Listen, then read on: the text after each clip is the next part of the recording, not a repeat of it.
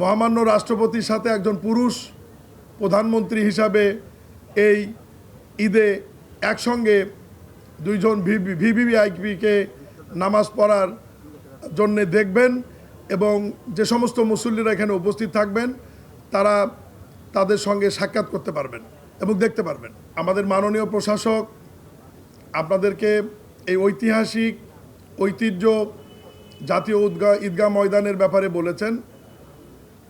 এইবারের ঈদগাহ ময়দানের ঈদের নামাজটা স্বাভাবিক কারণে একটু ঐতিহাসিক হবে, এই কারণেই যে এখানে মহামান্য রাষ্ট্রপতি এখানে ঈদের নামাজ আদায় করবেন।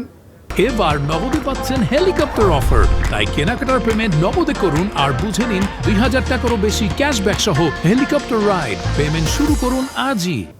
এবং দীর্ঘদিন পর সারা বাংলাদেশে অবাধ, সুষ্ঠু এবং নিরপেক্ষ নির্বাচনের মাধ্যমে বিপুল সংখ্যাগরিষ্ঠতা নিয়ে বিএনপি সরকার গঠনের পর এই প্রথম ঈদ উল ফিতর উদযাপন হচ্ছে এবং সেই উপলক্ষে মাননীয় প্রধানমন্ত্রী জনাব তারেক রহমান এই ঈদগাহ ময়দানে ঈদের নামাজ আদায়ের সম্মতি জ্ঞাপন করেছেন এবং দীর্ঘদিন পর জাতি মহামান্য রাষ্ট্রপতির সাথে একজন পুরুষ প্রধানমন্ত্রী হিসাবে এই ঈদে একসঙ্গে দুইজন ভিভিআইপিকে নামাজ পড়ার জন্যে দেখবেন এবং যে সমস্ত মুসল্লিরা এখানে উপস্থিত থাকবেন তারা তাদের সঙ্গে সাক্ষাৎ করতে পারবেন এবং দেখতে পারবেন।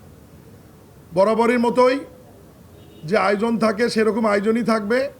ইতিমধ্যেই প্রশাসক মহোদয় বলেছেন এর বাহিরেও একটা মেডিকেল টিম এখানে থাকবে, অজুর ব্যবস্থা থাকবে, ভদ্র মহিলাদের জন্য মুসল্লিদের জন্য আলাদা ব্যবস্থা থাকবে, সাধারণ মুসল্লিদের জন্য আলাদা ব্যবস্থা থাকবে, পুরুষ এবং মহিলা মিলা সব সহ কম বেশি প্রায় 40,000 মুসল্লিদের এখানে নামাজের ব্যবস্থা থাকবে।